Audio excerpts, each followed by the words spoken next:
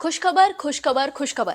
देशातील सर्वात मोठ्या बँकांपैकी एक असलेल्या स्टेट बँक ऑफ इंडियाने ग्राहकांना खुशखबर दिली आहे.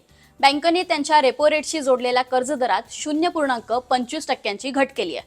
त्यामुळे तुम्ही जर कर्ज घेण्याच्या विचारात असाल तर हीच ती वेळ. हे नवीन दर या महिन्याच्या 15 तारखेपासून लागू झालेले आहेत. एसबीआयने त्यांच्या EBLR म्हणजेच एक्सटर्नल बेंचमार्क लेंडिंग रेटमध्ये सुद्धा 0.25% कपात केली आहे, ज्यामुळे हा दर आता 8.65% आलाय. या बदलामुळे रेपो रेटशी जोडलेले व्याजदर आता 8.25% झालेले आहेत. आपल्याला माहिती आहे, आरबीआयने नुकतीच रेपो रेटमध्ये 0.25% कपात केली होती. या निर्णयाचा उद्देश देशाच्या अर्थव्यवस्थेला चालना देणं हा होता. आता याचा त्वरित परिणाम एसबीआयच्या कर्जदारांवर दिसून येतोय, ज्यामुळे ग्राहकांना थेट फायदा होणार आहे. आता एकीकडे कर्जाचे दर कमी होत आहेत, पण दुसरीकडे फिक्स डिपॉझिट म्हणजे FD वरील व्याजदरात घट करण्यात आली आहे.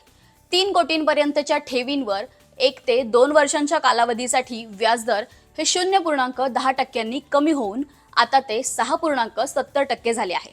तसेच 2 ते 3 वर्षांच्या FD वर आता 7% ऐवजी 6.90% व्याज मिळणार आहे.